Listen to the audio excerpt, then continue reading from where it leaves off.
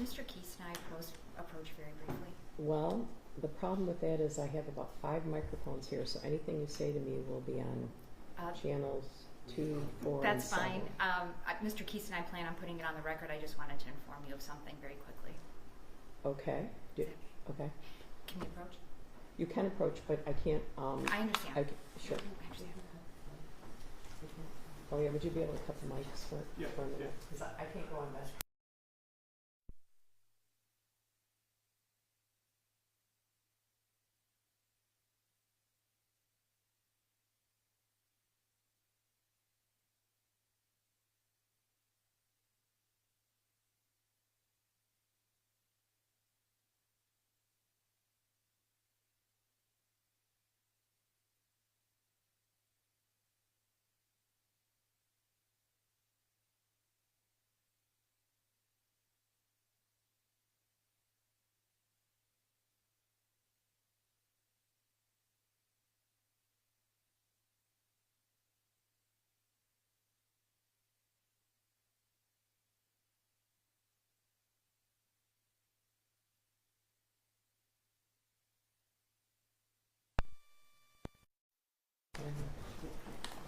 All right, today is the date and time set for defendant James Crumbley's motion for a judgment of acquittal or in the alternative a new trial. As has been this court's practice in each hearing over the past 3.5 years, the proceeding is being conducted in person. In keeping with that procedure, we alerted all parties that defendant James Crumbley would be writted from the Michigan Department of Corrections. Ms. Sharon then indicated to my chambers that the defendant did not wish to be brought here for these proceedings, as is his right. Ms. Sharon also requested that her client be permitted to participate by Zoom. The court indicated that there would be that we would make that request to the Michigan Department of Corrections. We also obviously have more ability to control that at the Oakland County Jail.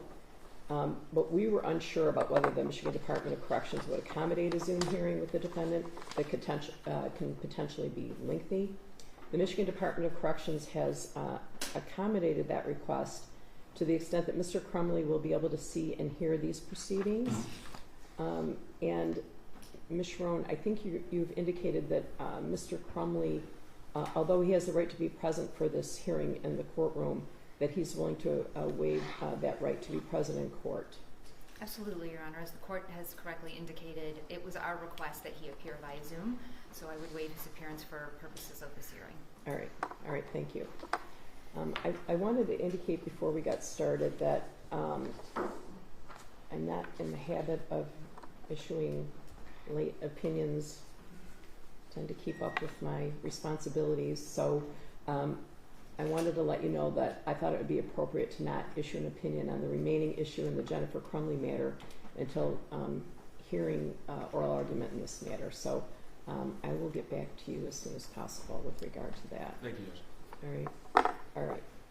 So I'm going to ask you to all please be mindful that I've read and thoroughly reviewed the motion filed by the defendant, the response filed by the Oakland County Prosecutor, and the reply filed by the defendant. In fact, I read the entire guidepost report as well. I think it'd be helpful if we went issue by issue with Ms. Sharon giving her argument, the prosecutor responding, then Ms. Sharon providing any reply. All right, so Ms. Sharon, it's your motion. You can address each issue raised in your motion in any order you see fit. All right? Your Honor, before I begin, when I typically argue in front of the Court of Appeals, I don't always touch on every issue that I've briefed, and I did not intend to do so today. I'm so relieved. I'm glad I could make your day, Your Honor. Yeah. So as long as that is acceptable to the court. Well, yeah, I have read everything more than once and have pulled the cases and read the cases. So I think oral argument is important. But I would appreciate hitting the highlights. You did an outstanding job on your brief, and it's very detailed. Lengthy. But it is Friday, and I don't want to be here till 10 o'clock at night. So. I understand, Your Honor. So I will proceed as I had planned. Okay. But of course, if the court has questions on any of the other issues, I'm always more than happy to answer those.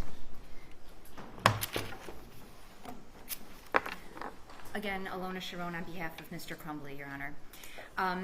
Mr. Crumbley is entitled to a new trial for a number of reasons, the least of which is the concealed proffer agreements.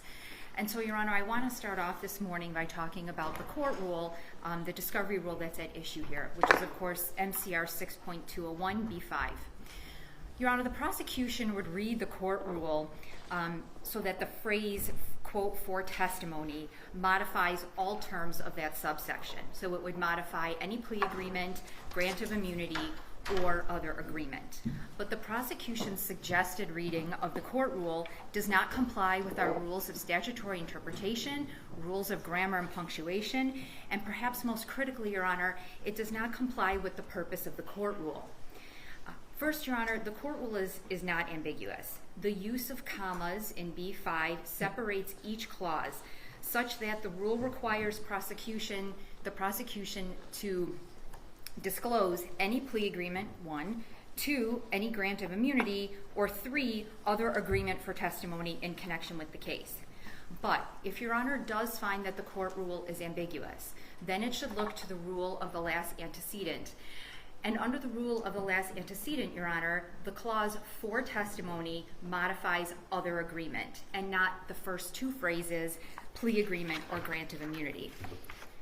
Under the rule of the last antecedent, Your Honor, and just general rules of punctuation, a comma would have to be inserted after or other agreement to reach the prosecution's reading.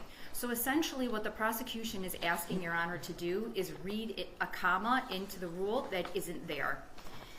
And we're told by our case law that we presume the drafters of these rules are familiar with rules of punctuation and grammar, Your Honor. But the most compelling reason, Your Honor, that the prosecution's reading of the court rule must fail is because it's not supported by the purpose of the rule.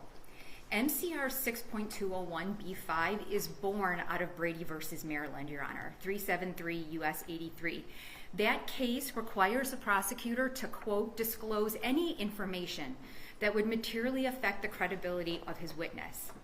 In People versus Atkins, 397 Mich. 163, our Supreme Court stressed that the focus of requiring disclosure in such situations is to reveal factors that the jury may consider in weighing a witness's testimony and which may motivate the witness to give certain testimony. Well, let me ask you this. Yes. I don't want to mess with your mojo because you're sort of on a roll Don't here, worry. but I've got more mojo than I can handle okay, right now. So what if I agree that the prosecutor violated the rules with regard to discovery?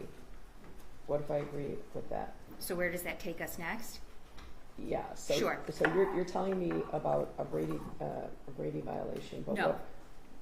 What is the remedy? What is the remedy if there's a violation of the rules of discovery? Just plain old 6.201B2.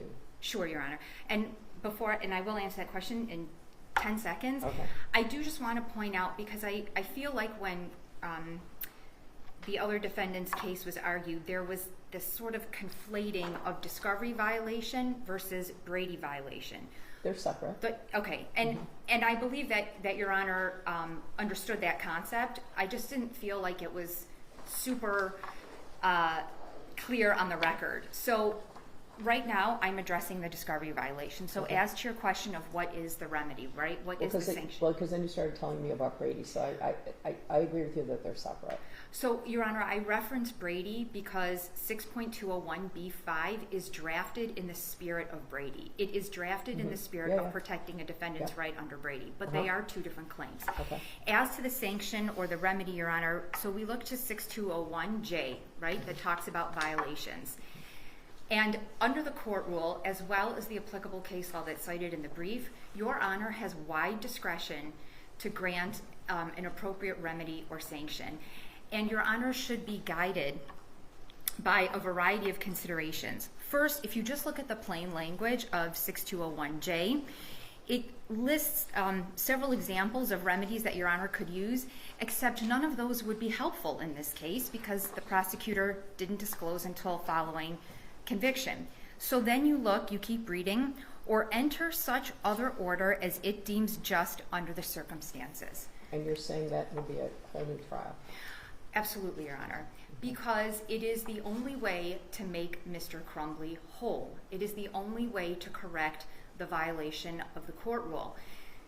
If someone could suggest to me some other sanction that could remedy this wrong, I'm happy to hear it, but there isn't one, right? And that's why the prosecution has to keep hounding this argument that they didn't have to disclose this immunity proffer agreement, Your Honor. Your Honor, I guess I would ask you, if you are at the point where you feel like this was a violation of the discovery rule. I likely do. Okay. I can take the message that Your Honor is telegraphing, Your Honor. I do want to remind the court that back on January 31st, when Jennifer Crumbley's case was being argued, Mark Keast argued to this court that his office did not have authority to grant immunity outside of statutory immunity. That's a direct quote. The only way to grant immunity is to petition the court. It now seems You're talking about oral argument on Mrs. Crumbley's motion. Yes, Your Honor. Okay. And I do cite to it, I believe in the brief. Oh, you're talking about this year, not talking about the trial. Yeah. Correct, Okay. Your Honor. Right. So it's remarkable, and it should be remarkable to this court, that it appears at this point in time they've abandoned that argument, Your Honor. It's nowhere in their response brief. I don't know what Mr. Keast will argue today, but they absolutely do have the authority to bestow immunity outside of statutory immunity, and that is what this argument was. So to go back, Your Honor, to the remedy, I do want to talk a little bit more about that. According to our case law, when Your Honor determines the appropriate remedy for a discovery violation, you must consider and balance the interests of the courts, the public, and the parties in light of all the circumstances, including the reasons for noncompliance. Your Honor's paramount interest is that the discovery should facilitate the search for the truth. The public's interest, Your Honor, is that when a trial concludes, it can have faith in the outcome of the trial, and obviously a party's interest is that it be able to properly prepare for trial. And the court should also consider whether the objecting party was surprised. Every single person in this courtroom, with the exception of 4 people, were surprised, Your Honor, by the existence of these proffer agreements. In People v. Taylor, 159 Mishap 468, the court instructed that the first question for Your Honor to answer when fashioning a remedy is whether the party's interest in preparing his own case or his opportunity to test the authenticity of a witness or the authenticity of evidence has been prejudiced, which it has been here, Your Honor. Can I ask, I want to ask you about Taylor, but Yeah. can I ask you what kind of immunity you say that they conferred? Because it's not transactional, right? And with regard to use immunity, doesn't use immunity protect a witness against compelled testimony? There was no testimony compelled by either Ejac or Hopkins. I think your brief says pocket immunity. I don't know. So what flavor are you alleging of immunity? I don't know, Your Honor, that there has to be a specific title to the type of immunity, but the case law is cited in the brief that references, right, pocket immunity is one of the phrases, informal immunity, but the case law is clear that where a promise is made in exchange, even just for cooperation, that is a form of immunity, Your Honor. And here, obviously, the plain language of the proffer agreement promised Hopkins and Ejac that any evidence or information that was provided to the prosecution during these proffer meetings could not be used against them in the prosecution's case in chief. Okay. So that is, I do agree. I guess I respectfully disagree that it's not use immunity, but even if you don't want to give it that proper title, it certainly is a form of pocket or informal immunity, which would still be required to be disclosed under Brady and under the court rule, Your Honor. Okay. Yeah, but I don't know. I think use immunity is when the testimony is compelled. Ejac and Hopkins still don't have to testify, right? No, they certainly were not required. I mean, they were subpoenaed. Mr. Keast indicated that at the last hearing. So obviously they were required to appear, but I think everyone agrees that they probably could have asserted the Fifth Amendment. They probably would have. Correct, Your Honor. The second consideration under Taylor is that what remedy may be appropriate giving due regard to the competing interests of the party, the court, and the public. And, Your Honor, I want to take a moment here to address the Dickinson case that's relied on by the prosecution in its response, because the procedural facts of Dickinson are very different here. So in Dickinson, we have admittedly a discovery violation that comes to light during the trial. And instead of asking for a sanction under the court rule, the defense counsel in Dickinson simply moved for a mistrial, which is a different claim. And the review of the Court of Appeals in Dickinson is a review of a trial court's authority to grant a mistrial and whether the granting of a mistrial is appropriate. That is a different set of law. That is a different analysis. So Dickinson is really wholly inapplicable to the case that's before Your Honor today. Well, you mentioned Taylor, but in Taylor, U.S. Supreme Court case, the Supreme Court affirmed the trial judge's exclusion of a defense witness not included in discovery, and there was some other I was just going to get to that case. That happened. Yes. Right, but that was kind of the easy button there, right? Because it was that witness was going to commit perjury. There was some underhandedness, and the witness wasn't disclosed at all, right? And the witness was going to perjure himself. In this instance, we don't have a witness that's undisclosed, right? Correct. Ejak and Hopkins were on the witness list from the beginning. They testified at the preliminary examination, right? So Taylor's a different scenario, isn't it?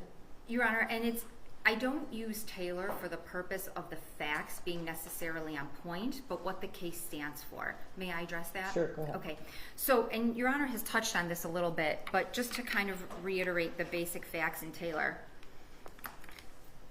The defendant, defense counsel at the first day of trial moved to amend his witness list to include 2 witnesses, one of which he said was much more critical than the other, and reason that he didn't provide the name in a timely fashion and pursuant to the discovery order was because he had trouble locating him, so he didn't have an address, and that the witness had seen the entire incident from which the criminal charges stemmed. And both of those things were lies. Correct. Mm-hmm. That is correct, Your Honor. So the judge tells the lawyer, bring your witness in tomorrow, I'm going to make inquiry, and I'll make a decision. But what is remarkable in Taylor, Your Honor, is that you have a defendant who has a constitutional right, a due process right to present a defense, a constitutional right under the compulsory process clause to present evidence that is favorable to him. And despite those guarantees under the United States Constitution, the United States Supreme Court affirmed an incredibly severe sanction, Your Honor. Incredibly severe, okay? So what do we take away from Taylor? If the violation is intentional, okay, if there is bad faith behind the violation for the purpose of gaining a tactical advantage, a severe sanction is warranted. That's what we take away from Taylor. And Taylor said that the court can consider whether compliance with the discovery rule is onerous or relatively simple. Your Honor, Mr. Keese provided discovery to defense counsel 34 times. 34 times subsequent to the signing of these proffer agreements. On 34 separate occasions, he consciously decided to continue to conceal these proffer agreements that he was required to disclose under Brady and under the court rule. It was intentional, it was willful, and despite the fact that I frequently forget to attach things to my emails, it was an easy thing to comply with. It would have taken 5 seconds, Your Honor, but he didn't do it. So because the violation is intentional here and willful, it is deserving of the harshest sanction. But Mr. Crumbley isn't seeking the harshest sanction, Your Honor. He is seeking the one and only sanction that can right the wrong, that can make him whole, and that is a new trial, Your Honor. Anything short of that, and there is no correction to the misconduct, Your Honor. So again, the court is to consider the reason for the failure. So what does the prosecutor's office argue? One, they first argue that it's something that they didn't have to disclose. I really hope by now the court is not taken by that argument. The second reason that they initially argued was that it was never an immunity agreement because they can't bestow immunity. which, Your Honor, the case law cited in my initial brief clearly dispels that argument. The reasons put forth by the prosecutor are incredible, and they should not persuade this court to conclude that the misconduct was unintentional. Your Honor, the prosecution team consists of 83 years of legal experience. Karen McDonald, 26 years and a former judge. Mark Keast, 19 years. Dave Williams, 29 years. Joseph Shada, just under 10 years. 83 years of legal experience, Your Honor. Your Honor cannot really believe that 83 years of experience and this team did not know that they could bestow immunity on Hopkins and Ejac, that those agreements in fact bestowed immunity, and that they were required to disclose them. Your Honor, I want to turn now to the prejudice issue. So if you look at Davy, which is companion, it's Davy and Obispo. So they have an evidentiary hearing in that case when do you have a question? No, it's incredible to me and Davy that the defense attorneys had to go to the Detroit Police Department to get their discovery. I don't know that that's so unusual, frankly. Well, no, but I mean, completely. It seemed dark ages. Oh, you mean that they didn't receive it via email? Or, no, not email, just, I don't know. Well, Your I'm Honor, sure you called the Detroit Police Department, so to turn to the prejudice There was no discovery there, though. No, zero. None. That is correct. Right. But if you look at Davy, Your Honor. It's prejudice, capital P, right? I don't know what you mean by that. Well, they weren't given any discovery. Correct, but the court in Davy, never makes a finding that the failure to produce the discovery was outcome determinative. All it does is the trial court took testimony from trial counsel who testified that their ability to prepare was compromised, and that was enough prejudice. That is the prejudice that is required, Your Honor, under the discovery claim. And so let's talk about the prejudice in this case, Your Honor. James Crumbley was prejudiced because he was unable to effectively cross-examine the witnesses as to their bias and motive. He was unable to fully prepare his case. But perhaps what's most compelling, Your Honor, is that I reference in the reply brief the audio from Mr. Hopkins' initial interview, right? I listened to it. The day of the shooting. When you listen to that audio and compare it to the testimony that he provides at trial, subsequent to the proffer agreements, there are distinct differences, Your Honor. Nothing in his interview to the police expresses frustration with the Crumbleys' unwillingness to take their son home. There is no mention that they refused to take EC home because they needed to return to work. He explicitly says, Your Honor, in that audio, the parents were absolutely on board to get him help within 48 hours. And he also tells the officer, look, these parents, they know that their son has a tremendous amount of anxiety when it comes to missing class. So much so that he tells the officer that James Crumbley told him he wanted to plan a family vacation and EC was going to have to miss class for it, and told his dad, I don't want to go on the vacation. I cannot miss school. I cannot miss class. So you go from these statements that he makes, right, within hours, of the shooting, where he does not express any frustration with the Crumbleys, any concern about James Crumbley that he is disinterested, that this meeting ends abruptly. And when you compare, Your Honor, those statements to the officer shortly after the shooting and his testimony, where he talks about the meeting ending abruptly, the parents not acting appropriately with EC, and I detail it all in the brief. I don't think I need to repeat it. But not disclosing the proffer agreements, Your Honor, it robbed him of the inference that this gentleman's testimony shifted as a result of the proffer agreements, Your Honor. Okay, well, this meeting was 12 minutes long, right? I believe it was 20, but 12.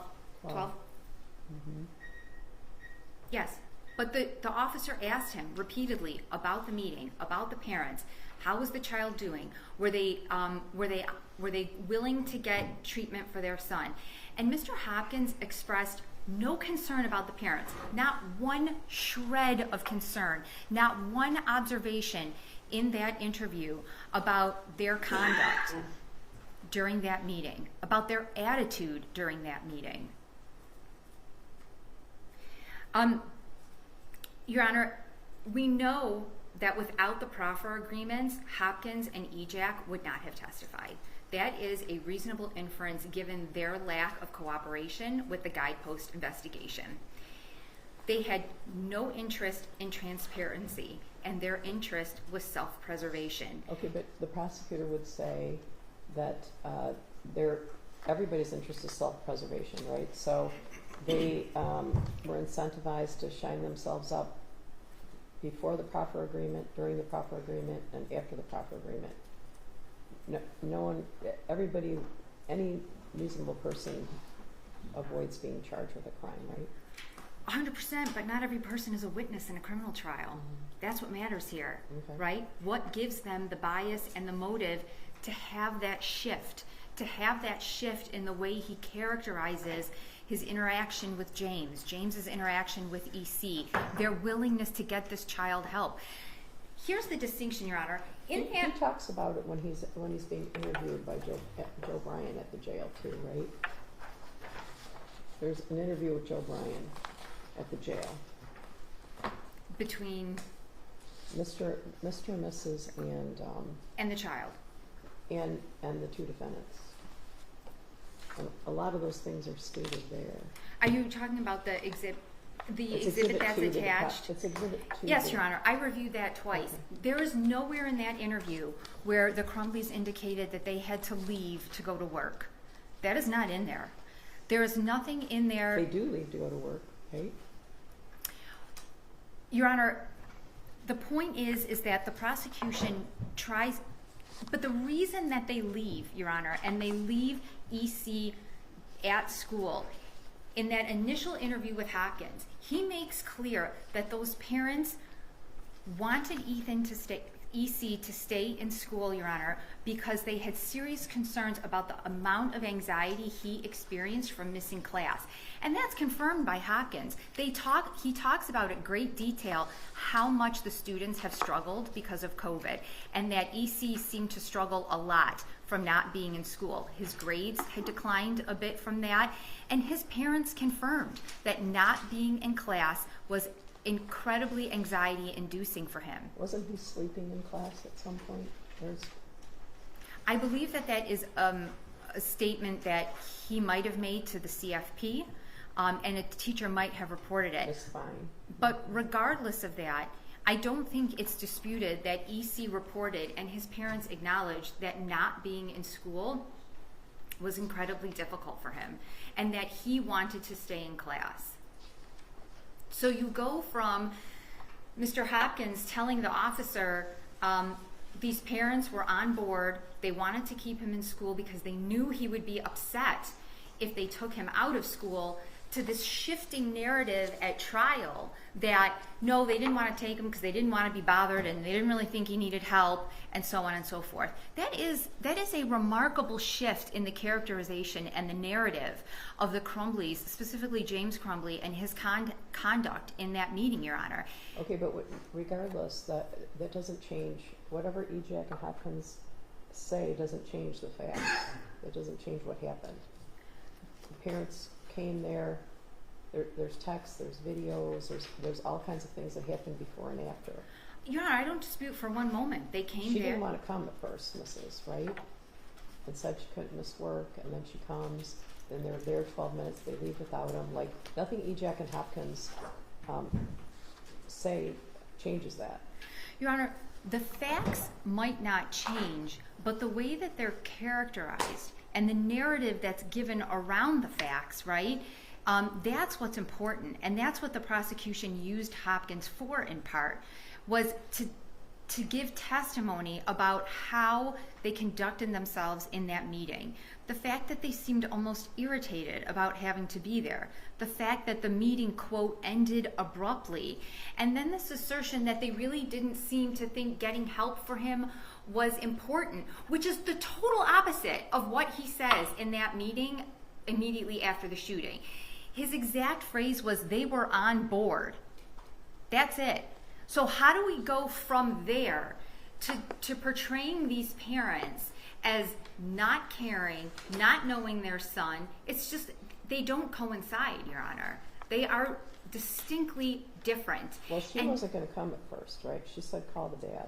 Your Honor, she's not my client. Oh, I know she's not your client. Mr. Crumbley But you is. said the parents, so you know. I apologize. Yeah. But when you look at globally his statements, to be fair, I mean, he talks mostly generally, right, about mom and dad. You know, he tells him, nope, they came to the school, we had this meeting. He even talks about them telling him about the grandmother passing away, about the loss of the dog, about the friend moving away, so on and so forth. So there is this exchange of information, and there's never a characterization at that time that they're somehow inappropriate. Well, they're going to say there wasn't an exchange of information. Well, I understand that that's what they say, except that Mr. Hopkins' interview says otherwise. No, prosecution's going to say there wasn't an exchange of information. If there was an exchange of information, the prosecution's going to say this wouldn't have happened if there was an exchange of information. Your Honor, at that moment in time, Jack Hopkins, James Crumbley had no reason to believe, and this kind of dovetails into the legal duty argument, that EC was had a propensity for violent acts. Okay, under the law, and I yes. What about that picture? Yeah. They had the picture before they came to the meeting, right? 100%, Your Honor. Yeah. Your Honor, children draw pictures of things. It doesn't mean, if every person who drew a picture meant that that was their intention going forward. I mean, people, I don't want to call it a doodle because I don't want to undermine the significance of it. But to suggest that because he drew a picture and has never had a history of violence that his parents knew of, specifically his father, it wasn't foreseeable. It simply wasn't. I mean, when you look at Hopkins, he saw the same picture. But what did he say? What did he tell the officer? This kid's never been in trouble. I barely know him because he's never been in trouble. He comes to school, his attendance is solid, he's never got into fights, he's never been suspended. Why is that? Because he's never doing anything wrong. You're taking a kid who has no history of behavioral problems, of misconduct in school, and well, there was a phone call the day before about, there was a phone call, they both were aware of the phone call the day before. I don't know that about there's researching bullets. Right. And Your Honor, I don't dispute that that happened, but the fact that someone researches bullets, no one disputes that this was a hobby of his. It was a hobby that he enjoyed and that he did with his parents. And in some communities, that's a totally normal hobby for a 15-year-old child to have with his parents. And I think the testimony at trial very much confirms that in this community, that is nothing unusual, Your Honor. But when you look at the narrative that's put forth and how it shifts, James Crumbley did not have the ability to cross-examine these witnesses about why their testimony shifted, why the information that they gave shifted.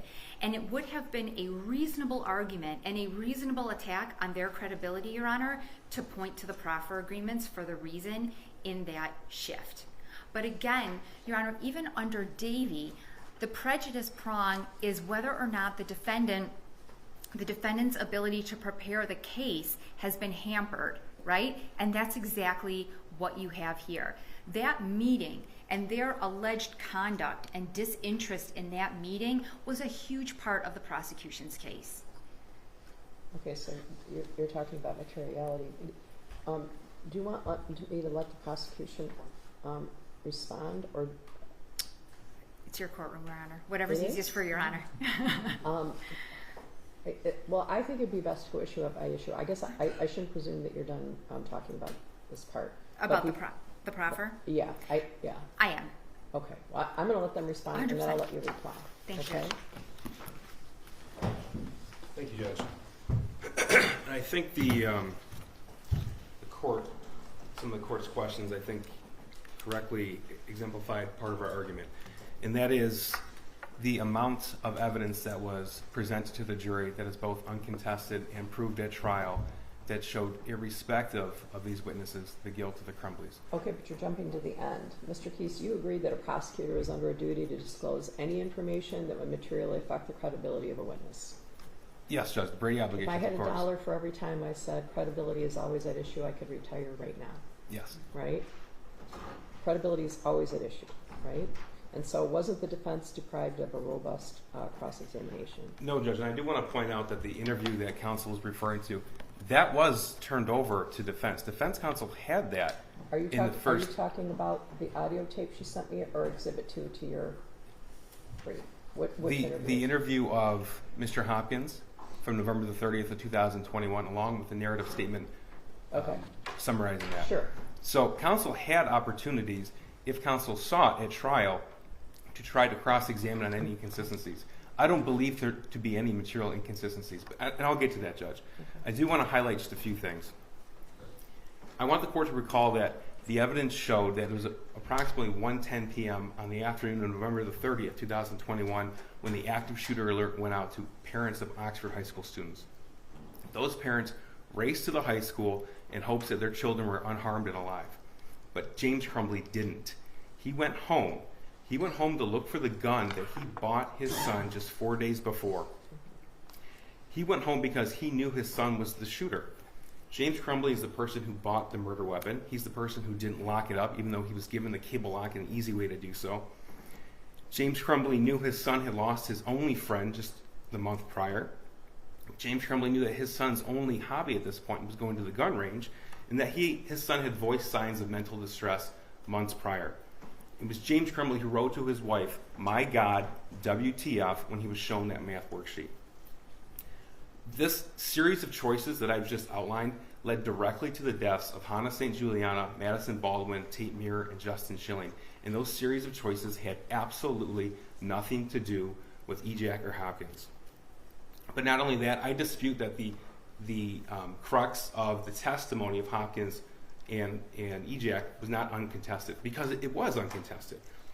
No dispute that Hopkins called the parents to the school. No dispute that math worksheet was sent to both of them.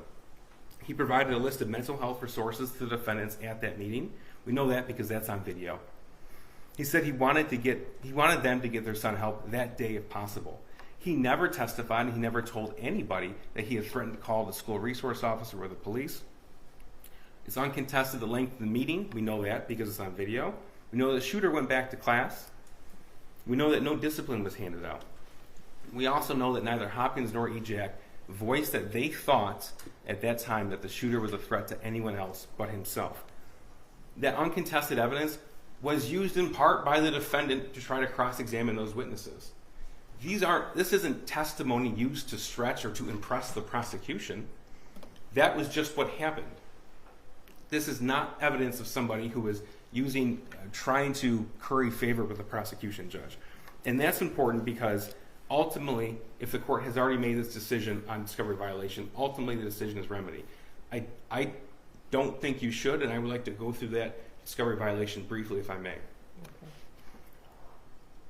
Okay. As much as I believe that our position is correct and the law is clear, I don't want to leave the court with the impression that there was an effort to hide evidence or gain an unfair advantage. I understand and appreciate the knee-jerk reaction that occurs when it's learned that a proffer agreement wasn't disclosed in discovery. I've done dozens of them. I've petitioned the court for immunity dozens of times. So I understand that knee-jerk reaction. When a co-defendant flips, they proffer, they're given a plea agreement, and they provide testimony, that always goes to the co-defendant.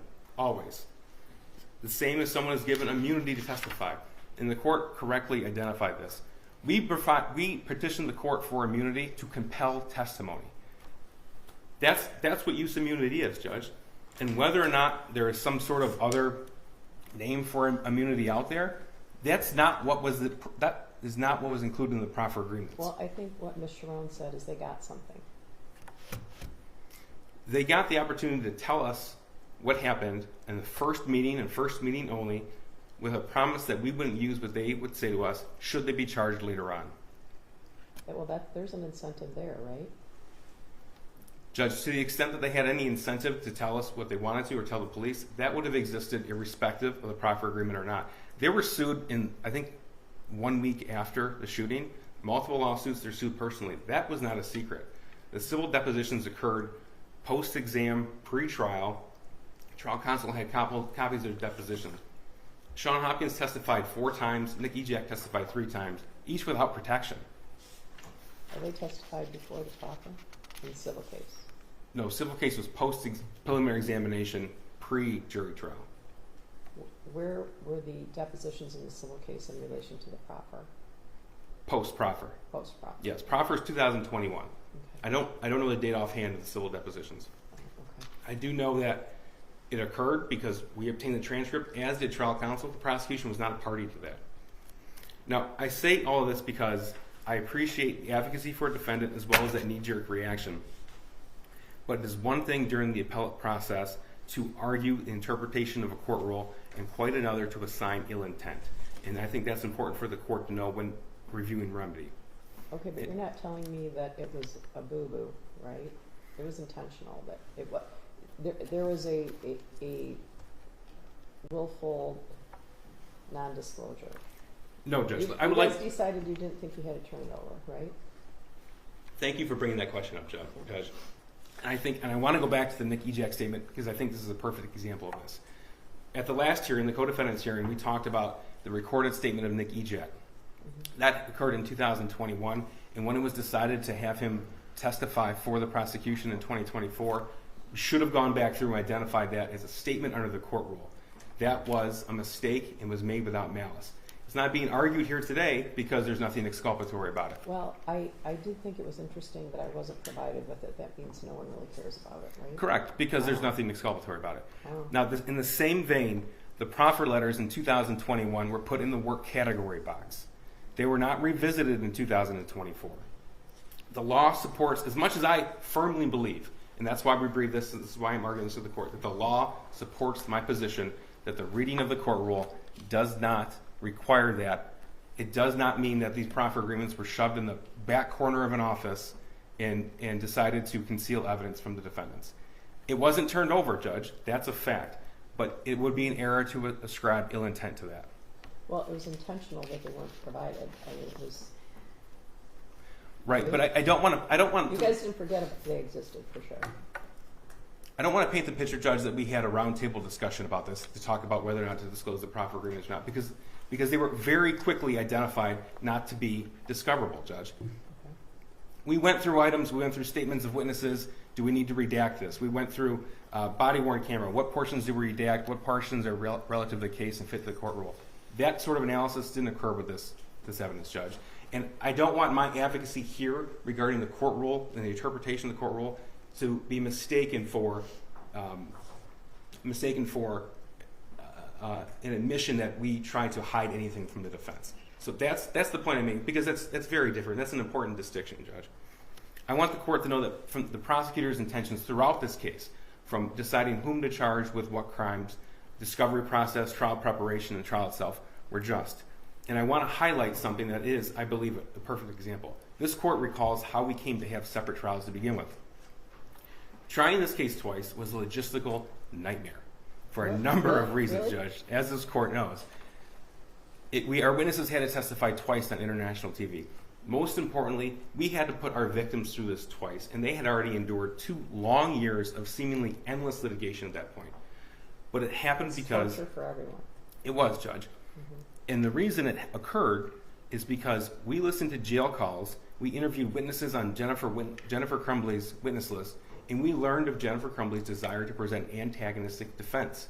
We reported that to counsel as well as Your Honor at a status conference, as I'm sure you recall. We did that to ensure the integrity of the proceedings as well as protect the rights of the defendant. I think that was inevitable anyway. Either way, Judge, we didn't have to... we learned of it on our own, Judge. Trial counsel did not ask for that. Whether or not the court was going to grant it or not, I can't say. I can just relay to the court what happened to make sure the record is clear.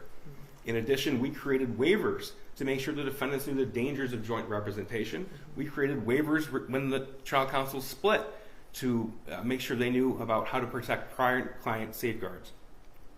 We made sure and we requested that independent counsels were appointed to interview these witnesses in the jail, these defendants in the jail, so they understood the dangers of proceeding. Every time a question was asked of the co-defendant during the trial that might elicit prejudicial information, we asked the jury to be removed from the courtroom, and the defendant herself was voir dire to understand that was knowingly happening.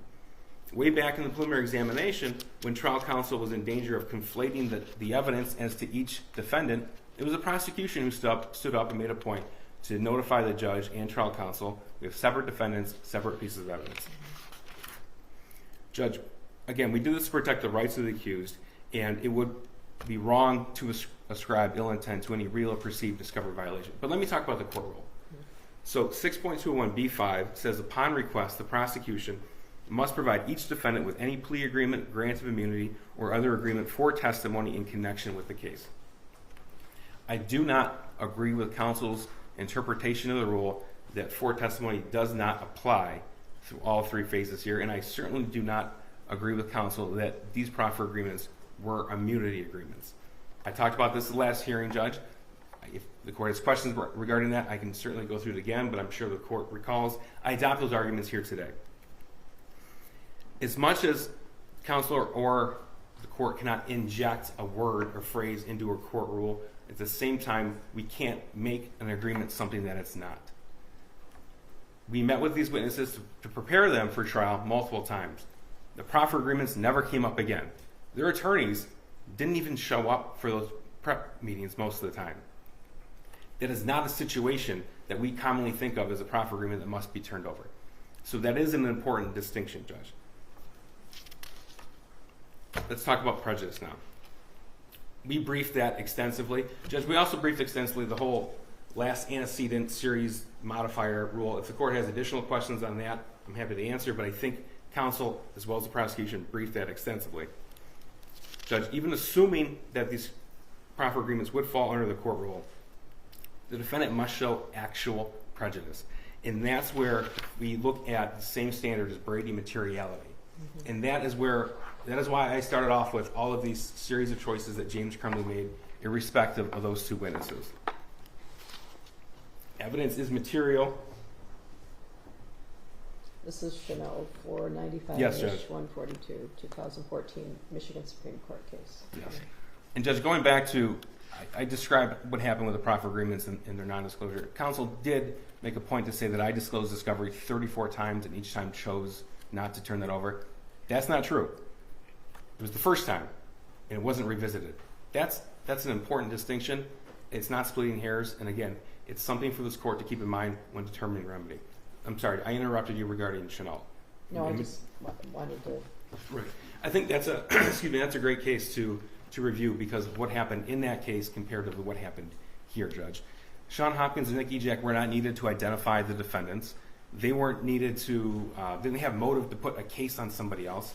The evidence that convicted James Crumbley occurred wholly distinct from anything that Sean Hopkins or Nick Ejak were involved in. Well, the prosecution certainly wanted them here, right? Even though it was only a 12-minute meeting, there'd be a small hole in the trial, right? If they weren't here. Well, Judge, as a matter of trial strategy, we try to give the jury as much context as we can. Mm-hmm. It does not mean all of the 20 witnesses were essential to the case. Honestly, we could have convicted the defendant with just Detective Rogowski and Lieutenant or Under Sheriff Willis's testimony, Judge, because the bulk of this evidence came through Facebook accounts, text messages, video, as well as the evidence that was sent to James and Jennifer Crumbley. We didn't even need these witnesses for a foundation for that math worksheet. The fact of the matter is, and we made a... I agree with that. Thank you, Judge. We made a point about talking about this in the opening, throughout the trial and closing. Hopkins and Ejak knew this much about the shooter and about the Crumbley household. That's nothing we ran from. Counsel just argued in support of her position that he didn't know about the shooter because he wasn't in trouble. That's true, and we never tried to argue anything to the contrary. He knew this much. Mm-hmm. James Crumbley knew this, and that's the point. That's the point. It takes a rare set of circumstances to convict a parent of involuntary manslaughter for the intentional acts of their son. That's why it doesn't happen very often. It takes causation, it takes gross negligence, and it takes foreseeability, Judge. And everything else that James Crumbley knew, that's what convicted him. There just weren't very many factual disputes in the trial. That's the crux of prejudice and materiality. I I'm with the court. If What do you think about Taylor and Davey, though? Davey is cited by Dickinson, Judge, in support. It's cited by Dickinson. And the crux of Taylor is that the objecting party should not be put in a better position. This would put James Crumbley in a better position. Dickinson's test of outcome determinative prejudice is the guide for this court. And that is why it is the same test for materiality, Judge. Evidence is material if it creates a reasonable probability of a different outcome. That's the standard. What is material is all of the evidence uncontested that James Crumbley knew about his son, all the evidence that was proved by a number of different witnesses, not named Hopkins and Ejak, proved by forensic download and cell phone, Towers GPS data that proved that James Crumbley was grossly negligent, that proved that he was both the proximate and factual cause of death, and that this was foreseeable to him. We did sort of get into the argument on the Fifth Amendment aspect of it, not Fifth Amendment, regarding the duty. Thank you.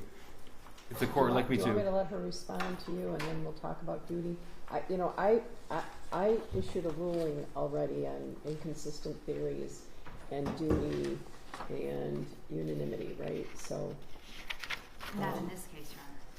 Wait, not with regard to this case, but there's plenty of overlap. So I know I'm just stressing that so that you hit the highlights, and I know there's some things in your brief that were not in the brief presented on behalf of Mrs. Crumbley, but yeah. So can she reply to you? Or? It's whatever the court would like, Judge. And there's just one other thing that the counsel mentioned that I neglected to bring up earlier. Only four people in the world knew about these proffers. That's not true. I mean, Hopkins and Ejak both had their attorneys. We never asked for an NDA. We never told anybody to keep it quiet.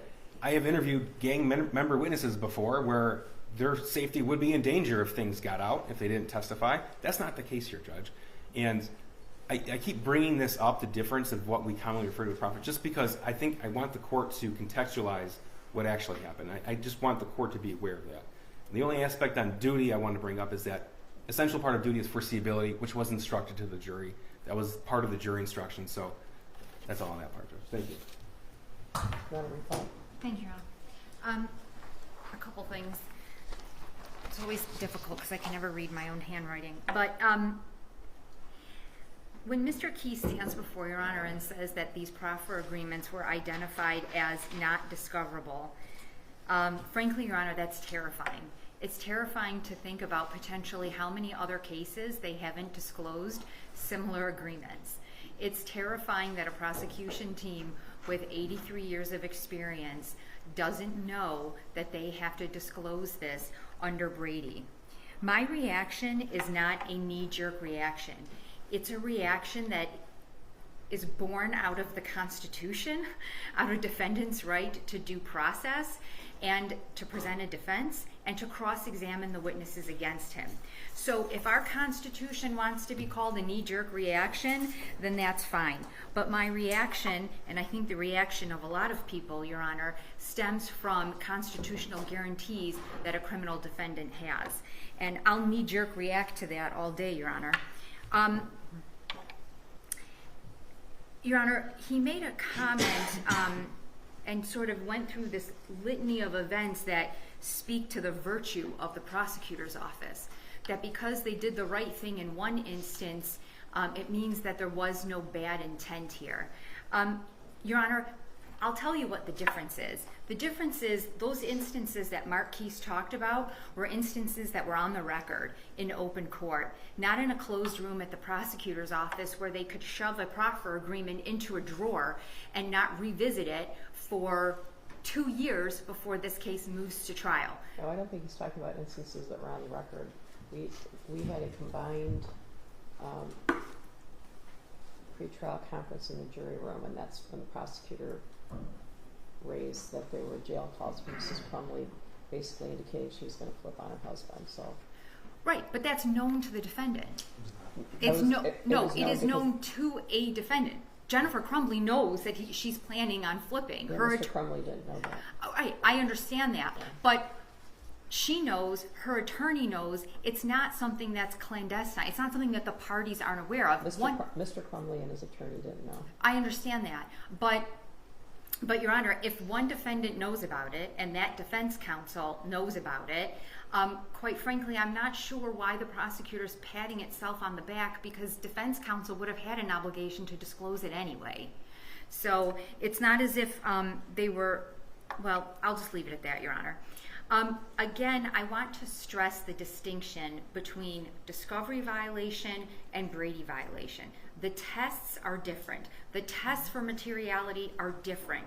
The discovery violation, Your Honor, is the stronger argument for Mr. Crumbley. I believe he wins under both, but with the discovery violation, that outcome determinative language is not required to impose the sanction. And I 100% agree with Mr. Keast that the case law says, right, that the sanction or the remedy should not be a windfall to the defendant. 100%. The defendant should not be in a better position after the remedy. But to argue that Mr. Crumbley would be in a better position, I mean, that's illogical. That's illogical. If you grant a new trial, you are putting him in the position that he should have been in when his trial started. He should have known about the proffer agreements. His attorney should have been able to cross-examine Hopkins and EJAC about their bias and motive stemming from the proffer agreements. So I really struggle to understand how he would be in a better position. He would have his day in court that he should have had when he first went to trial. I don't know. I guess one of the problems with that in Mr. Crumbley's case is, regardless of whether Mr. EJAC or Mr. Hopkins testified or not, I mean, Mr. Hopkins wasn't going to say, it was me, I was the straw man who purchased that gun and gave it to the shooter. Sure. I mean, you can't, right? And I was just going to reply to that, Your Honor. So the prosecution keeps saying that there's this tremendous amount of evidence that's uncontested and uncontradicted. And I really think there has to be a qualified statement to that and context to that statement, because it was uncontested because EC didn't testify. It was uncontested because his medical records couldn't come in at trial. Because if there's one thing my brief makes clear with citations to the CFP report, is that this child told the Center for Forensic Psychiatry that he never told his parents he needed help, specifically his father. That when he was feeling suicidal, he did not tell his parents. He put on a happy mask, a happy face. So when you look to the CFP, there is plenty to contradict the prosecution's theory. It just wasn't allowed in at James's trial. Okay, well, there's good reason for that, right? It's hard. I would respectfully disagree. Well, I guess that would be for the Court of Appeals of the Supreme Court. Agreed. I guess I would say to you that we thought long and hard, researched. Everybody involved in the trial spent a lot of time. And there is no allowance at all for those records not to be privileged. Those records are privileged. I don't know what to say. Can I say that some of it is unfair? Maybe, but I think you're supposed to get a tape next week of the hearing we had under seal. But to be honest with you, I think you're going to figure out that when you get that sealed record, it's anticlimactic. Your Honor, so the sealed record, of course, is from Jennifer's trial, not right. There was no separate right, sealed but record. It's a reference. It talks about references to mental crisis by the shooter. Your Honor, we're getting in the weeds, right? Yes, Your Honor. I guess I understand your concern about not having the records from the Center for Forensic Psychiatry, but both sides, all three sides in this matter, researched, looked at the law. So did I, for many, many hours and many evenings and many times when I should have been sleeping. And there is a feeling of unfairness potentially about that, but there's no question in my mind that those records are privileged, and the privilege is held only by the shooter. So I don't know that there's a way around that. And I know that this isn't an issue before the court, but certainly there is authority that privileges must bend to a defendant's right to present a defense, his constitutional right to present a defense. I've seen those cases, yeah. And because those records didn't come in, Your Honor, the jury is presented with text messages, right? Not even direct testimony from EC that he allegedly told his parents that he was suffering mentally, and you have a complete 180 when he's interviewed at the CFP. A complete 180. I'm not positive that the prosecutor wouldn't also like those records to come in. That's right. Oh, Your Honor, the records are relevant. First of all, the records in their entirety are not relevant, right? Because there's a lot in that report that deals with information that James Crumbley knew nothing about. And that's never been contested, right? Certain disturbing actions by EC, right? There's no evidence that James Crumbley never ever knew about those activities. So that would be completely irrelevant in a trial against him, and it would be highly prejudicial. But what is incredibly relevant, okay, and what prejudiced his defense was that the jurors were never told that EC repeatedly told the CFP that he did not tell his parents he was struggling. He did not tell them he was suicidal. And he specifically explained that he didn't do it because he didn't want his parents to think he was not normal, or he didn't want to make them worry. So, Your Honor, that is incredibly exculpatory for Mr. Crumbley. So what I don't like is this suggestion that there is uncontested evidence. It's uncontested because the evidence wasn't allowed in, not because it doesn't exist, Your Well, Honor. we're talking about the fact that he bought his 15-year-old son a gun, left it laying around unsecured, and was presented with that picture in advance of coming to the school. So, Your Honor, and now we're kind of getting into the duty, so can I kind of transition? Sure. Well, I know you responded to Mr. Keese, but yeah, so you want to talk? I'm going to let you make a record about duty for sure. Okay. Okay.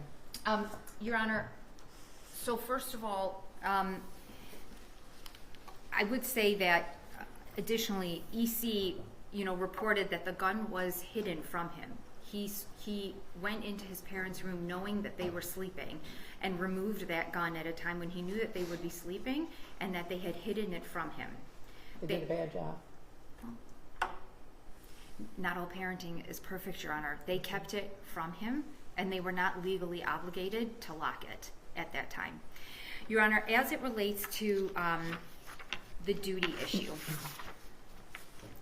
so it's undisputed. I don't think the prosecution contests this, that there was no evidence at trial that James Crumbley knew of any prior intentional tortious acts by EC.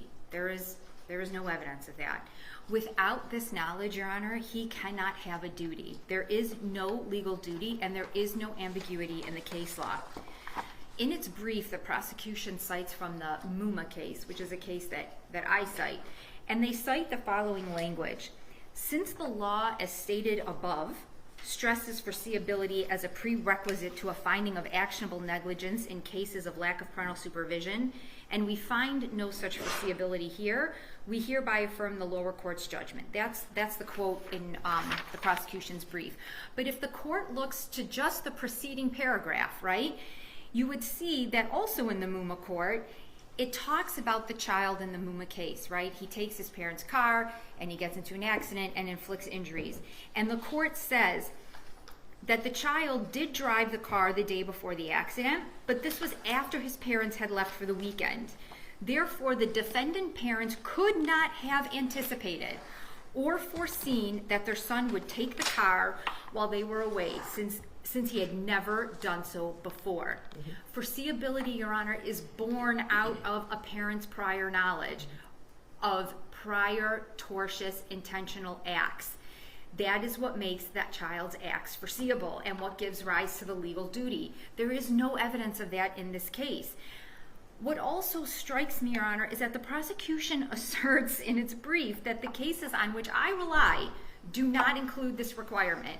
And frankly, it's as if they didn't read any of the cases cited in the brief.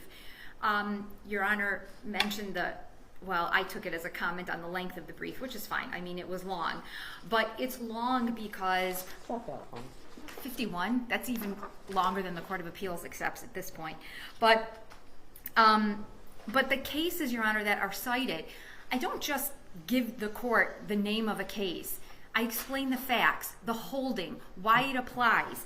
And what's amazing is that they make a blanket assertion that none of those cases stand for the proposition that I use them for, and give you no analysis of how those cases are wrong or how they don't say what I say they say, by way of copious direct quotes from the case.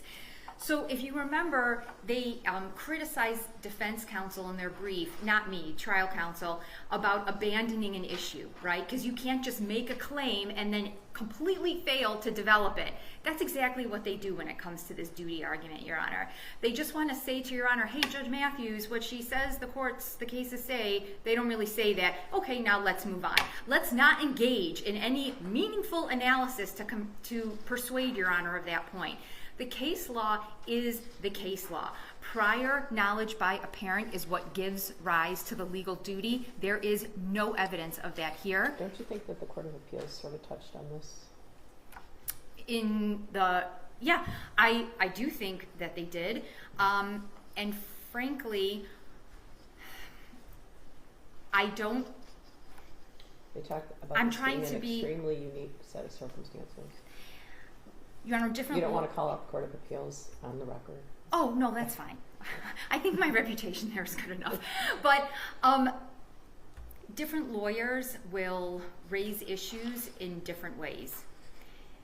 Sometimes lawyering from one lawyer may be more persuasive than the next. I wasn't there. I didn't read the briefs. You know, that's not really necessary for my representation here. But what I can say is, where there is no prior knowledge, there cannot be a duty. And if you look, a case that came out after Crumbley, it's People versus Aish, it's AIYASH, came out maybe even the last 8 to 12 months. It's that horrible case in Detroit where the clerk locked the people in the store and they got into a fight, and then one guy who's locked in there shoots and injures and I think kills one of the other people in the store. Your Honor, you know, one of the reasons why the clerk there wasn't held responsible was because he didn't know this person. He didn't know any prior instances of violence, and that is the same here. That is absolutely the same here. The prosecution has never argued that James knew EC was violent, that EC was ever violent before. And we know from Hopkins, he was not a kid that got into trouble. He didn't get into fights at school. He didn't get into fights in the neighborhood. Nothing. There is no evidence. Why did he have to know that there was some prior instances of violence? Because that's what the case law requires. Didn't he just have to know things about him, like all the things that were happening in his life, including the friend, fact that there was an unsecured gun at his house. He had access to his Instagram. Okay. Your Honor, just first of all, just because someone has access to Instagram doesn't mean they're constantly trolling it. But to answer your question, Your Honor, if you followed Your Honor's... This kid had silhouettes all over his room, right? It was a hobby that he did with his mother. That's not... Okay, shooting a gun is not in itself violent. If you're going to the range, I mean, that's essentially saying that anyone who goes to a gun range as a hobby or to practice is violent. No, of course not. But he knew that his son was... And then there was the phone call the day before about him looking up... He was so upset. He had to be at school. Well, he was at school looking at bullets and things like that. Like it's not just one thing. But the law requires, and I'm sorry, I didn't mean to interrupt. Go ahead. But the law requires knowledge of prior intentional tortious acts. Otherwise, there cannot be foreseeability. That's what the case law.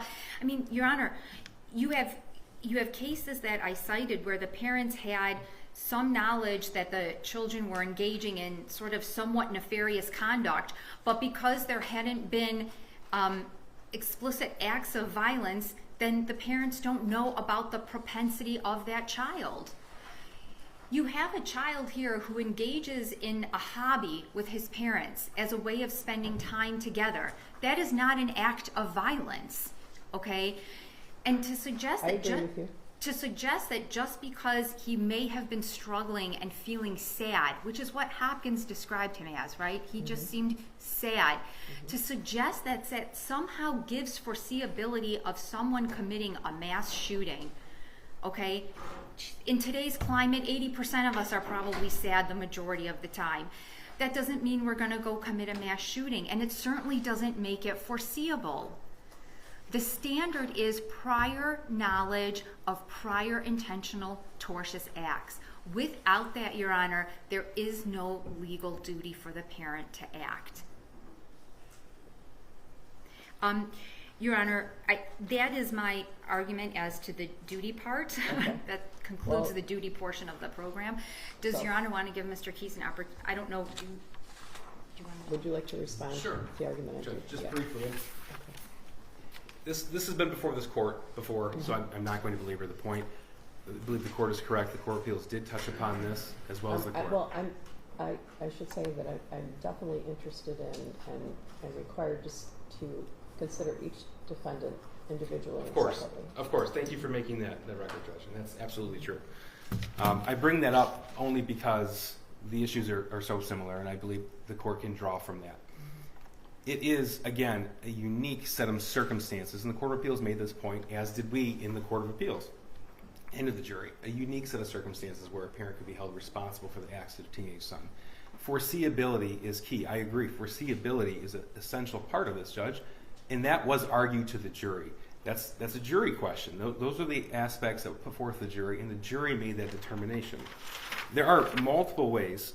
So Alvin states clearly that the law in Michigan is that a parent is under a duty to exercise reasonable care so as to control his minor children as to prevent them from intentionally harming others or from so conducting themselves to create an unreasonable risk of bodily harm if that parent knows that he or she has the ability to control his children, and two, knows of the necessity and opportunity for exercising such control. Of course, should James Crumbley have been made aware that his son was shooting at people in the past or engaging in some other sort of violent, tortious acts, that would be evidence of foreseeability, but it's not required. It's just simply not required. So regarding the duty aspect of counsel's argument, I'm asking the court just to refer back to the first motion to quash that we had. That was what was appealed to the Court of Appeals, in the Court of Appeals opinion. I believe it's clear in that aspect. I do want to go back and make one quick point. When counsel talked about the forensic report, as this court sort of alluded to, and counsel's a bit of a disadvantage because she wasn't here for that argument and it's still sealed, but the court did Well, I find... think you're going to get it this week. That's fine, Judge. Yeah. And the point I wanted to make is just so the record is clear that the court did find that there was nothing exculpatory in that.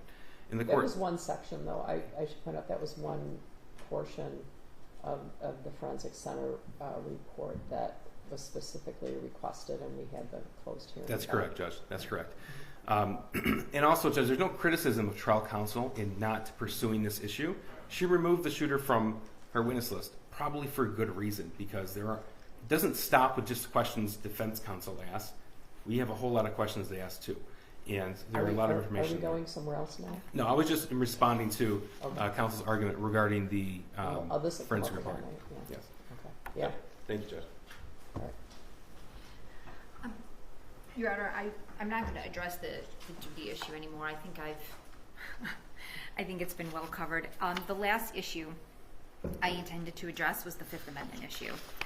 I do just want to just briefly say a little bit ago, Your Honor mentioned that you had already previously ruled in Jennifer Crumbley's case on some of the legal claims that I think on their face or on the surface kind of overlap, but I do just want to stress to the court that as it relates to the inconsistent theories, there is no overlap between Mr. and Mrs. Crumbley's arguments. They are extremely distinct. They rely on different law. Well, the law is similar. Well, but you told me this in a pretrial, and that is specifically why I did not rule on everything with regard to Mrs. Crumbley, because you did persuade me that it wouldn't be fair to not read your brief and listen to your argument. So. Thank you, Your Honor. So I just wanted to point out, especially when it comes to that issue, the arguments are very much distinct. Your Honor, as it relates to the Fifth Amendment, I don't have a ton to say here. I do just want to point out that the prosecution's argument in its brief really doesn't make sense from a chronological standpoint, because they criticized trial counsel for not filing a motion back in 21 or 22 about EC testifying. No, I think what happened is that we were all here, and Miss Smith said, in Mrs. Crumbley's case, this is when they were together, Mhm. Mr. and Mrs. Yes, Your Honor. So she said something to the effect of, "I'm going to need the shooter as a witness," and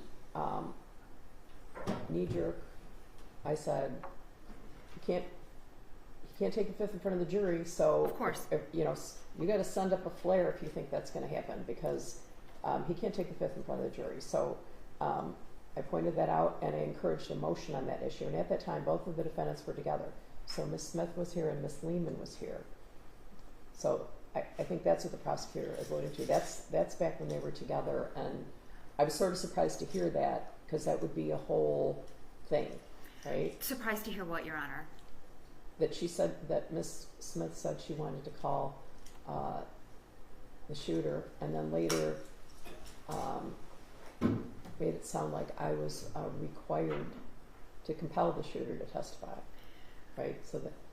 Okay, so I said, bring this needs to be, if you think that you can bring the shooter in and I can compel the shooter to testify, and this was directed to Ms. Smith, you better file a motion, because that is not how I read the law. And so the prosecutor's point is that Ms. Lehman was there. So anything brought in this case caused a little tidal wave, and everybody to start scurrying around and researching and setting dates for pre-trials and hearings and all that. So everybody in the case knew, if there's an issue, you need to tell us what it is.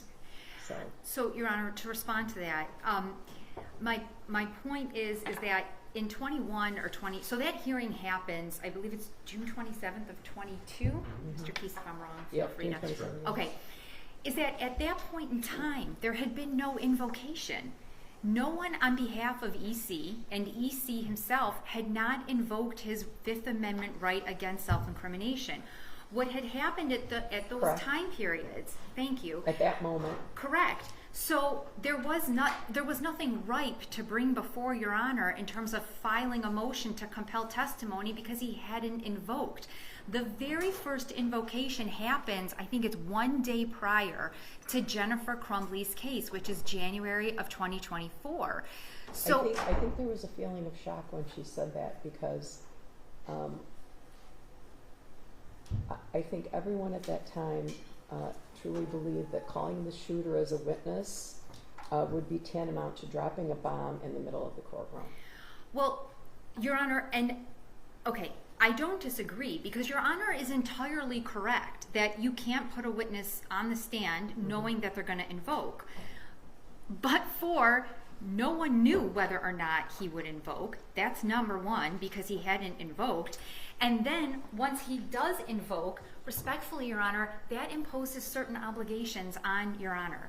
The case law is clear that when an attorney or a defendant makes a blanket invocation of the right against self-incrimination, there must be inquiry, right? The court, respectfully, is not free to simply accept that blanket assertion. So when does that assertion happen? Late January 2024, like a day before. Well, it kind of starts the day before Jennifer's trial. Then it's solidified, I believe, the first day of trial. Well, the state court defender's office sent a letter and then sent an email. Right, but the letter respectfully wasn't a valid invocation, because in that letter she concedes that she had not met EC yet. But the next day she... Correct, 100%, Your Honor. But once that happens, right, what had to happen under the case law is that EC had to be brought here for a hearing outside of the jury. 100% nothing could have happened in front of the jury. But the court is required to make a finding that the invocation is valid and that he understands it. Your Honor, given the facts in this case, I think it is, I don't want to say highly likely, but a distinct possibility that EC would have testified in his parents' trial. The prosecution would have loved that.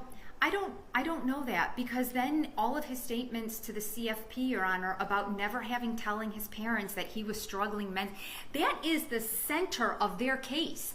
These text messages to friend B that he is having hallucinations, which, by the way, the prosecutor's own expert says he never had, okay? I mean, that goes to the inconsistent theory. She questioned She said, Your Honor, very clearly that people don't share hallucinations. And every time he talked about hallucinating with the doctor, the expert at the CFP, he talked about sharing that his friends saw the same hallucination he was seeing, which led Dr. Anaker to give the opinion that he was not experiencing hallucinations. Okay, so you're saying I didn't correctly handle the Fifth Amendment issue because I didn't bring the shooter here in his bulletproof vest and put him on the stand and ask him if he was going to take the Fifth. But, so you say the Fifth Amendment was not invoked, but I think it was invoked over and over again by his counsel. No, it was invoked. I don't dispute that it was invoked. I dispute that in 21 or 22 that it was invoked, which should have led counsel to file some type of motion. It wouldn't have been ripe at that point because nothing had been invoked, and I think Your Honor agrees with that. But once he invokes, Your Honor is required under the case law to make a finding if the invocation is valid and to make sure that he understands the invocation. And that didn't happen here. And yes, I do argue that he did not have a valid assertion under the Fifth Amendment because counsel could have asked questions, Your Honor, narrowly tailored his questions, her questions, excuse me. What question? What question would not be covered by the Miller hearing, the fact that the Miller hearing and the resulting sentence was being appealed? I think everyone in the courtroom at that time was surprised when Mrs. Smith said she was interested in calling the shooter. I can't imagine a way to call the shooter. Because if the questions asked of EC are confined to information that is already known by the prosecution and by the sentencing judge, how can there be additional incrimination? I don't know. I can't imagine a question he could have been asked. Your Honor, I go through a list of 17 of them in the brief. I saw them. Did you go on a camping trip? I don't think that he could have answered any of those questions. A lot of those questions are from a Miller hearing because his background. No. That information is lifted from the CFP report. That's why I specifically tailored it to that. That's separate, though. That's separate. Just because he answered questions in a forensic center interview doesn't mean he can be compelled to testify under oath about those questions when they would also be the subject of the Miller hearing, right? They were already the subject of a Miller hearing. They Which is were still on appeal already 100%. Those facts were already known to Judge Rowe. The CFP report was made an exhibit at the Miller hearing, which means the prosecution and Judge Rowe were already made aware of all those 17 facts that I list in the brief that are all helpful to James Crumbley because he is portrayed as some disinterested, negligent father, and the fact is that EC statements at the CFP do not support that. They don't support that. I know that's your position, but try as I might, I couldn't do anything about that. I understand that, Your Honor, but it was required that Your Honor make that inquiry. Counsel does not have to ask for it. I didn't bring the shooter in and ask him. I didn't. And, Your Honor, the only way to remedy that is with an evidentiary hearing. Okay, so you want me to bring the shooter in and ask him? I want the court to make sure that it was a valid invocation and that it was appropriate. That's how you correct the mistake. I guess I would have to say that I'm satisfied that he invoked his Fifth Amendment rights. That's not the question. Okay. The question is whether or not the blanket assertion is appropriate. Respectfully. I'm feeling confident, respectfully. Your Honor, that's all I have to say on the Fifth Amendment issue. I did just have one other, and I don't know if Mr. Keese wants to respond. I did have one other sort of point that I wanted to make to the court that kind of culminates everything, but I can certainly wait, or Your Honor can just tell me to sit down. I'll let him respond. And thank you, Judge. One or both of you might not be happy with my ruling, but you won't say I didn't let you say everything you wanted to say. Thank you, Judge. I'll be brief because I believe the court recalls the June 27, 22 hearing, and I do want to point out that we do assert that Ms. Lehman abandoned the issue, but that's not critique or criticism. That's just appropriate to point out for the appellate posture of the case, Judge. And she abandoned it, likely for good reason, as the court has already indicated and read that friends. Now, the fact of the matter is that the shooter's own expert at the Miller hearing called him a feral child. If that information were all to come out, Judge, like you said, it'd be tantamount to dropping a bomb in the middle of the courtroom. Judge, the fact of the matter is that the information that would come from the shooter, every question would be an issue for him. There's an opinion yesterday from the Michigan Supreme Court regarding juvenile lifers, Judge. This is an ongoing issue. We're in the middle of the appeals right now. He asked for a new trial or to withdraw his plea already. That was denied. That's on the appeal currently, Judge. Anything that would have been asked by either party would be an issue for him in the Miller hearing. I think the court is understanding that. So if the court has any other questions, I'd be happy to answer. But I do just want to refer, for the record, back to the court's soon-to-be unsealed record regarding the forensic report and its non-exculpatory nature, and the fact that, again, we never stood up and said privilege. We just said, as the court correctly pointed out, he does have a privilege, and all parties researched that issue. Thank you. Well, I did a lot of research about that because, obviously things that he said, the shooter said, would be of interest and relevant to both Mr. and Mrs. in their hearing, in their trial. But there's no support for the release of it. I looked for it because there's just no support for it. It's the privileges belongs to the shooter and no one else. So, what else did you want to say? I just wanted to kind of close out. I do want to address one statement made by Mr. Keith. I'm going to let you both say whatever you want. Thank you, Your Honor. You've been extremely patient this morning. Mr. Keith mentions that EC's own expert referred to him as a feral child. The prosecution's own expert said that EC was not mentally ill, that he was hopeful at the times preceding the shooting, that he was engaged in hobbies that he found enjoyable.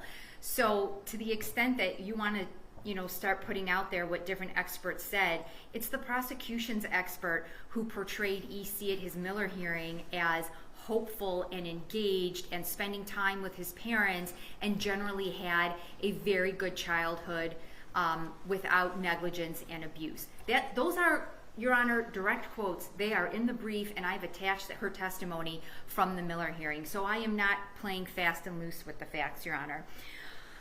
Your Honor, I wanted to just sum up. Every time, Your Honor, that I've seen this topic of the prosecution's misconduct is discussed, whether it was when Jennifer Crumbley's motion for new trial was being arguing, whether it's in the press, the prosecution pivots. It pivots from the attention on its misconduct to the absolutely horrific murders that happened in this case, rather than focusing or even acknowledging their own misconduct.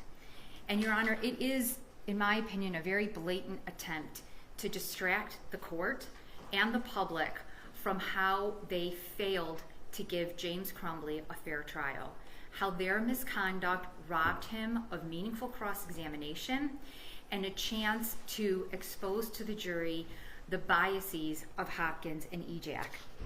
This case, Your Honor, is gut-wrenching. It is heartbreaking, and it is traumatic for an entire community. But our rules and the court's obligation to ensure due process and a fair trial and full and fair cross-examination cannot bend to emotion, Your Honor. If it does, then our justice system has no integrity, and the rules mean nothing, and the Constitution means nothing. The parties must adhere to the rules, and you must enforce them equally to sympathetic defendants and to defendants who garner the most visceral of reactions, Your Honor. In this room, the law must reign supreme regardless of pain and trauma, and I can just see the headlines now, Your Honor. Callous defense counsel doesn't care about the pain of the families in Oxford, and that is not true. Your Honor, and it's funny, it's ironic because Mr. Keith just mentioned, the movement in juvenile lifer cases. When Miller was decided in 2012 and made retroactive in 2016, our courts repeatedly acknowledged how painful this change in the law was going to be for families, right? families of victims who for decades had maybe reached a point that they could put this pain and trauma behind them, but we still changed the law. The United States Supreme Court required that mandatory life without parole be reversed, and that all these defendants come for resentencing, despite the pain that they acknowledge it would cause. In civil cases, Your Honor, sanctions are imposed to punish and deter, and all you're dealing with is money. This is a criminal case. This is a man's liberty. It is his freedom. It is his ability to live outside the prison walls. If Your Honor does not grant a new trial, you send a message to Karen McDonald and to her office that you will, and that the courts will, tolerate this type of misconduct, this type of constitutional violation. And perhaps even more troubling, you send a message to prosecutors throughout this state that failing to disclose Brady material, information that is critical to a defendant's meaningful right to cross-examination, will not be sanctioned, Your Honor. Mr. Crumbley is entitled to a discovery remedy. The only remedy that can make him whole is a new trial, Your Honor. Thank you. Thank you. Anything, Mr. Peace? Just briefly, Judge. Judge, throughout today's argument, I feel that my responses have been measured, and I've said over and over again that it is one thing to argue the law, it is quite another to throw around unfounded allegations. And I sincerely take issue with the fact or the allegation that we prosecute for headlines. We prosecute for victims, Judge, for victims. That's why we're here, and that's why we do this job. James Crumbley was convicted because of the choices that he made, the choices that led directly to the deaths of Hannah, of Madison, of Tate, and in Justin. It was James Crumbley's gross negligence. It was James Crumbley's causation and his foreseeability that was the reason for his conviction, Judge. The evidence in this case was overwhelming. I simply ask that this court review the law, follow the law, Judge. Our brief is detailed. Our argument, I believe, is clear. Thank you. Thank you. I don't think you can expect something from me in less than a month, probably. I'll do my best, but I've been being very careful, and sometimes I think some of my other 550 cases have taken a back seat to these two cases the last 3.5 years. So I will do my best to get back to you as soon as possible. All right? Thank you, Your Honor. Thank you. Thank you, Judge.